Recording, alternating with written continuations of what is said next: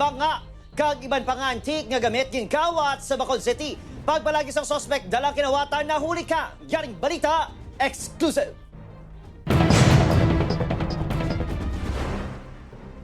Nagatindog sa kilid sang dalan ang lalaki nga naka-shorts kag nakasando. Apang kasubong nga may ginapangita. Matiun-tion nagpalapit sa garden sang isa ka balay. Dili na niya ginhakwat ang dako nga banga. Apisan mabugat, madasig ihapon nga nagpalagi yung lalaki. May naglabay nga tricycle kag nagsakay ang lalaki. Ginapanigiyahan sa Negrencio artist si Larry Carumba ang banga. Isa lang kuno ang banga sa mga anti-collections ng pamilya.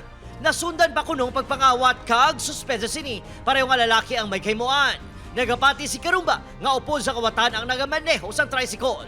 Kagabi na naman, kawa na naman ang ginkawat niya. Sunod-sunod. So, siguro kapanilag pa siya. Blue ang iya nga tricycle, sila nga duwa. 2 weeks ago, niransa ka naman ng isa di kabalay.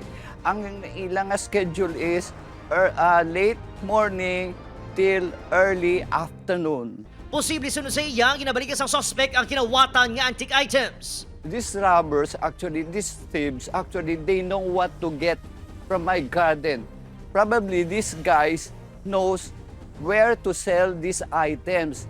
Hindi ko na pamilyar ang mga residente sa lalaki nga nakuha sa video. Magasapol ang barangay sa mga miyembro sa Homeowners Association.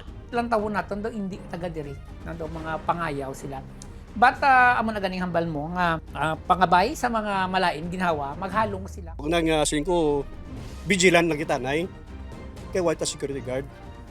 Yung singko plano ko, butaan security guard. Ginreport na sa kapulisan ang insidente. Wala pa sa bahayag ang otoridad sang ginpakigangutan sa News Team. Adrian Bretos. 1 Western Visayas.